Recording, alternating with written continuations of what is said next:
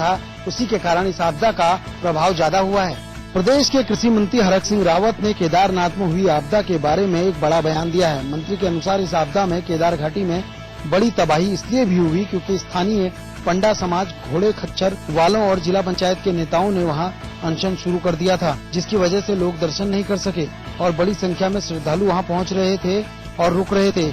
उनके अनुसार सरकार ने इस यात्रा की शुरुआत में रजिस्ट्रेशन कराने की तैयारी की थी, लेकिन स्थानीय पंडा समाज ने इसका विरोध किया था। उनके अनुसार अगर ऐसा नहीं होता तो केदार घाटी में मौतों की संख्या बेहद कम होती।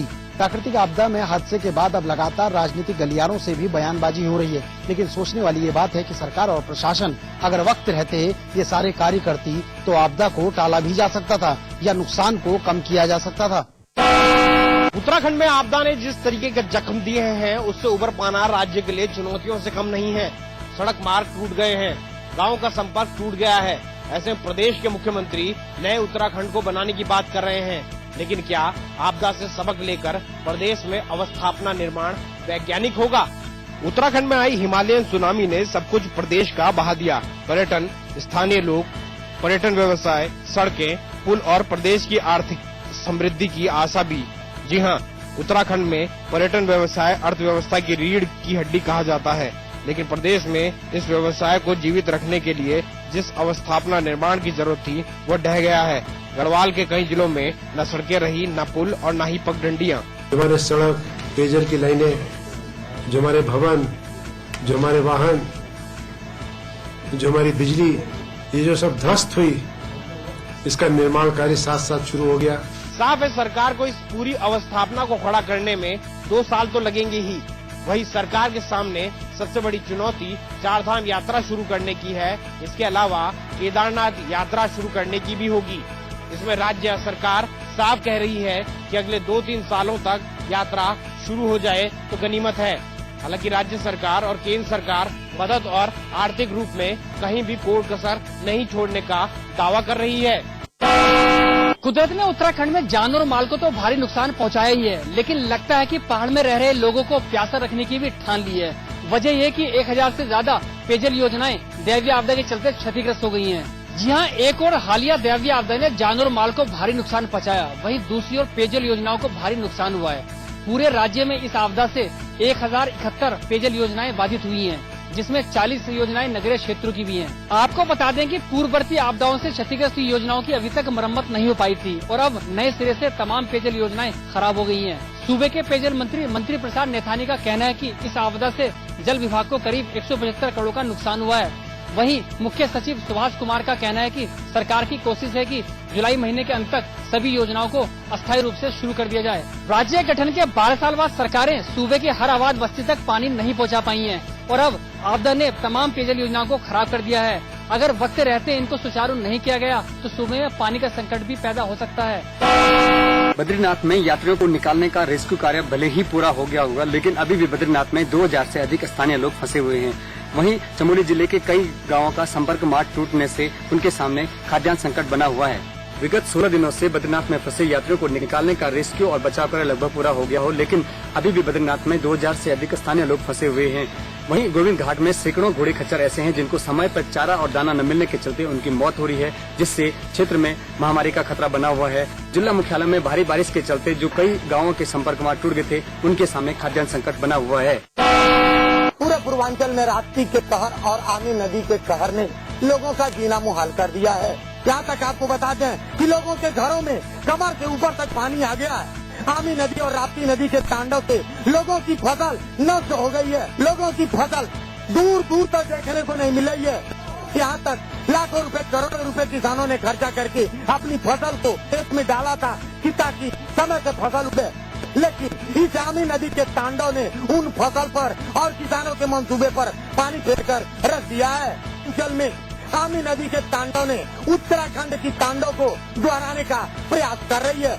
देखना अब इसमें यह होगा कि उत्तर प्रदेश सरकार किस तरीके से यह प्रदेश में हुए आपदा को निपटने के लिए तैयार है। सर्व शिक्षा अभियान के तहत इलाहाबाद जिले में बंटने के लिए आई किताबें प्राथमिक विद्यालय में रखी गई थी, लेकिन अधिकारियों की लापरवाही और सही रखरखाव न होने के कारण वह बरसात की पानी में भीग गयी। इलाहाबाद में सर्व शिक्षा अभियान के तहत स्कूलों में बंटने के लिए आई करोड़ों रुपए की लाखों किताबें बारिश में भीग कर बर्बाद हो गयीं। जिले भर के प्राइमरी स्कूलों में बंटने के लिए आई कक्षा 1 से 5 तक की लाखों किताबें इलाहाबाद के मुट्ठीगंज प्राइमरी स्कूल में रखी गयी थीं, जहां 2 दिनों तक हुई बारिश के बाद सभी किताबें पूरी तरह भीग कर बर्बाद हो गयीं। 2 दिनों तक हुए रुक रुक कर बरसात ने स्कूल में पानी भर गया और वहीं पे कमरे में रखी सभी किताबें भीग कर बर्बाद हो गयीं। इस मामले में जिले के बेसिक शिक्षा अधिकारी ने अनभिज्ञता जताई और कैमरे पर कुछ बोलने से इनकार कर दिया, जबकि जिलाधिकारी ने एक मजिस्ट्रेट की निगरानी में टीम बनाकर पूरे मामले की जांच के आदेश दे दिए हैं। मीडिया पर खबर दिखाए जाने के बाद प्रशासन हरकत में आया और तुरंत जिलाधिकारी ने कमेटी गठित करके जांच के आदेश दे दिए हैं। उत्तर प्रदेश के वन महोत्सव में मुख्यमंत्री ने वन विभाग के अधिकारियों को पुचकारा भी और फटकारा भी। बसपा के बहाने इस विभाग की धांधलियों को उजागर किया और कहा कि इस सरकार में उन्हें सुधर जाना चाहिए। मुख्यमंत्री ने कहा कि पिछली सरकार में सिर्फ 2 तरह के पेड़ लगते थे और वो भी कमीशनखोरी के साथ। उत्तर प्रदेश में मनाया गया वन महोत्सव। मुख्यमंत्री तय समय से 2 घंटे देर से आए। स्कूली बच्चे गर्मी से हलकान रहे, अधिकारी पसीने से तरबतर। मुख्यमंत्री पहुंचे तो प्रमुख सचिव वन वीएन गर्ग ने वादा किया कि यूपी के 9% वन क्षेत्र को पहले बढ़ाकर 22% और बाद में 33% किया जाएगा। वादा किया तो पूरा करने का रास्ता भी दिखाया। कहा हर जिले में 50 एकड़ में पेड़ लगाए जाएंगे, साथ ही इटावा की बीहड़ भूमि में एक साथ 1000 एकड़ में पेड़ लगाए जाएंगे। ये भी दावा किया कि ऐसा देश में पहली बार किया जा रहा है। मुख्यमंत्री ने जब माइक संभाला तो उत्तर प्रदेश में पिछली सरकार पर निशाना साधा। कहा उत्तर प्रदेश में पिछली सरकार में सिर्फ 2 तरह के पेड़ लगे, बबूल और खजूर, और वो भी कमीशनखोरी के साथ। इसके बाद मुख्यमंत्री की तोप घूम गई अपने ही वन विभाग की तरफ। साफ कहा कि पिछली सरकार में इस विभाग में बहुत गड़बड़ी की गई, आंकड़ों की बाजीगरी हुई और कमीशनखोरी की गई। काम दुरुस्त दिखाने के लिए बुंदेलखंड में पेड़ों की जगह डालियां लगा दी गयी। इस मौके पर उत्तराखंड की आपदा के लिए एटा के विधायक ने मुख्यमंत्री राहत कोष में 1 करोड़ से ज्यादा की रकम जमा की। बहरहाल मुख्यमंत्री ने ये साफ कर दिया कि वन विभाग की नस नस उन्हें पता है और अधिकारियों को अल्टीमेटम दे दिया है कि अब वो सुधर जाए। काशी की सुबह आज गोली की तड़तड़ाहट से फिर एक बार गूंज उठी। माफिया डांस ब्रजेश सिंह के चचेरे भाई को दिन दहाड़े बदमाशों ने गोली मार दी। वही घटना स्थल पे उनके भाई की मौत भी हो गई। वाराणसी के चौबेपुर थाना क्षेत्र के गड़खड़ा इलाके में दिन दहाड़े 4 अज्ञात बदमाशों ने ब्रजेश सिंह के चचेरे भाई को दिन दहाड़े गोली मार दी। वही इस घटना के बाद से ही मौके पे पहुंची पुलिस ने मामला दर्ज कर जांच शुरू कर दिया है। वहीं आईजी साहब का कहना है कि इस पूरे घटनाक्रम में साजिशकर्ता में मुख्तार अंसारी और सुधीर सिंह के नाम सामने आ रहे हैं। बीते दिनों ब्रजेश सिंह के काफी करीबी जाने वाले अजय खलनायक पर भी ताबड़तोड़ फायरिंग हुई थी, जिसमें मुख्य अभियुक्त केडी सिंह को बनाया गया था, लेकिन तब से ही केडी सिंह पुलिस की गिरफ्त से बाहर चल रहा था। फिलहाल इस घटनाक्रम से ये तो साफ हो चुका है कि कहीं न कहीं पूर्वांचल में एक बार फिर माफियाओं ने अपना वर्चस्व दिखाना चालू कर दिया है। ये अपने घर से बाजार की तरफ जा रहे थे कि एक मोटरसाइकिल पे कुछ लोग आए हैं और उन्होंने फायरिंग की, जिसमें इनके कई गोलियां लगी और मौके पे ही इनकी मौत हो गई है। इस हत्या के बाद से ही पूर्वांचल में काफी माहौल तनावपूर्ण है। ऐसे में इस बात से अंदाजा लगाया जा सकता है कि इस हत्या के बाद से ही 2 दुश्मनों की दुश्मनी गैंगवार में बदल सकती है। सहारनपुर में प्यार करने वालों ने एक बार फिर मौत का रास्ता चुना है। परिजनों के डर के चलते हुए प्रेमी युगल ने जहर खा लिया। सहारनपुर के कपिल बिहार में रहने वाले रिंकू का पड़ोस की एक लड़की से प्रेम प्रसंग चल रहा था। सूत्रों के मुताबिक दोनों के परिजन उनके संबंधों से नाराज थे, जिसके चलते आज तड़के दोनों ने एक साथ जहर खा लिया। जहर खाने से लड़की की मौत हो गई, जबकि उसका प्रेमी अभी भी अस्पताल में जिंदगी और मौत से जूझ रहा है। श्रीलंका के खिलाफ शर्मनाक हार के बाद धोनी की जगह मौजूदा कप्तान विराट कोहली का मानना है कि उनकी टीम को अपनी रणनीतियों पर विचार करने की जरूरत है।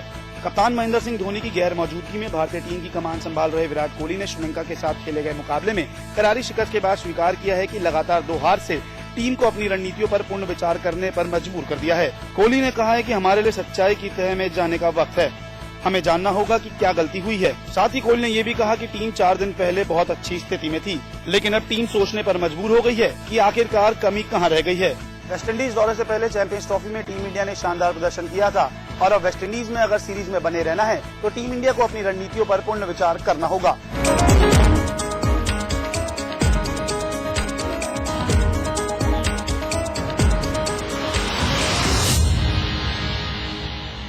दैवीय आपदा की भीषण त्रासदी से उत्तराखंड में हुए नुकसान और प्रभावित लोगों को मदद पहुंचाने के लिए देश भर से विभिन्न संगठनों एवं संस्थाओं द्वारा सहायता प्रदान की जा रही है। राज्य सरकार आप सभी के इस सेवा भाव का सम्मान करती है। सरकार द्वारा राहत सामग्री के व्यवस्थित ढंग से संकलन एवं वितरण हेतु राहत सामग्री संग्रहण एवं वितरण केंद्र महाराणा प्रताप स्पोर्ट्स कॉलेज रायपुर देहरादून में स्थापित किया गया है।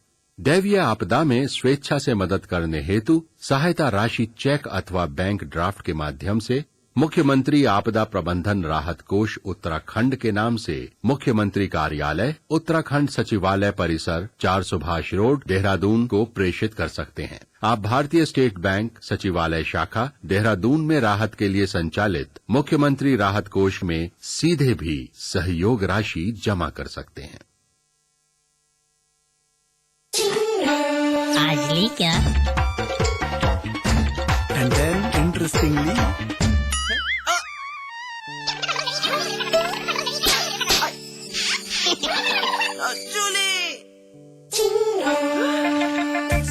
refreshing mini gums. आज ली क्या?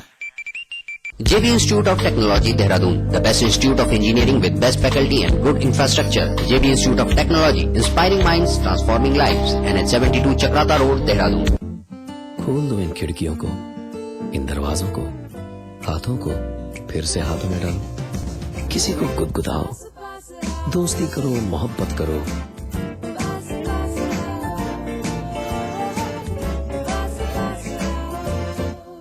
गले मिलो, आंख मिलाओ, किसी को अपना बनाओ। ताया ताई, मौसा मौसी, सबसे प्यार करो। रहो हमेशा पास पास। स्वाद बड़ी चीज है, स्वाद से बढ़कर कुछ नहीं। तुलसी सादा पान मसाला। समाचार प्लस ने दिखाई उत्तराखंड में आई आपदा की पूरी तस्वीर। हमारी टीम ने दी पल पल की खबर। उत्तराखंड पुलिस और आईटीबीपी के जवान यहाँ पर हैं, जो लगातार लोगों को इस पार से उस पार भेज रहे हैं। राहत और बचाव के काम में भी हमने किया सहयोग। आपके चैनल ने रखा आपका ख्याल।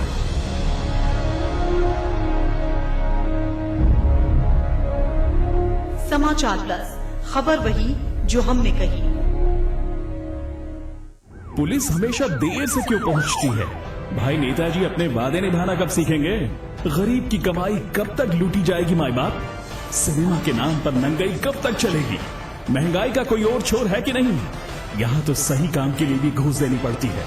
बिना नौकरी की डिग्री किस काम की? उत्तर प्रदेश और उत्तराखंड की हर समस्या से है हमारा सरोकार। हम हैं समाचार प्लस, खबर वही जो हमने कही।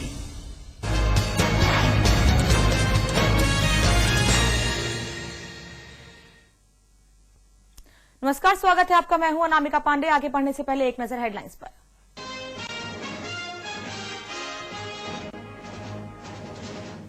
इशराजा एनकाउंटर मामले में चार्जशीट दाखिल। सीबीआई ने एनकाउंटर को बताया फर्जी। चार्जशीट में मोदी और अमित शाह का नाम नहीं। फूड सिक्योरिटी बिल को केंद्रीय कैबिनेट ने दी मंजूरी। गरीबों को हर महीने मिलेगा 2 रुपए किलो गेहूं और 4 रुपए किलो चावल।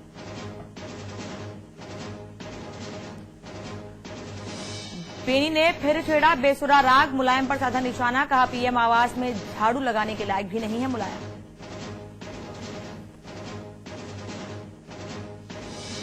बेनी के बयान को मुख्यमंत्री अखिलेश यादव ने बताया दुर्भाग्यपूर्ण। कहा नहीं करनी चाहिए राजनीति में ऐसी भाषा का इस्तेमाल। आजमगढ़ में बसपा के मुस्लिम समाज कार्यकर्ता सम्मेलन में हंगामा।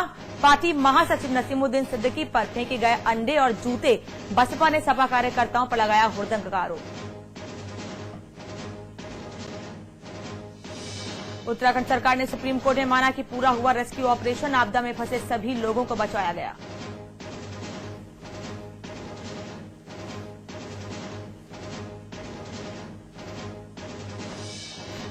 आपदा प्रभावित इलाकों का जायजा लेने हरिद्वार पहुंचे मुख्यमंत्री विजय बहुगुणा। बाढ़ग्रस्त इलाके के लिए 60 करोड़ देने का ऐलान।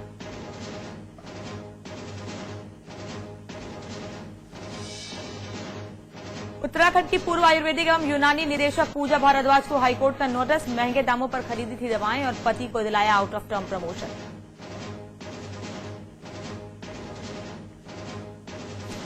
पूर्व मंत्री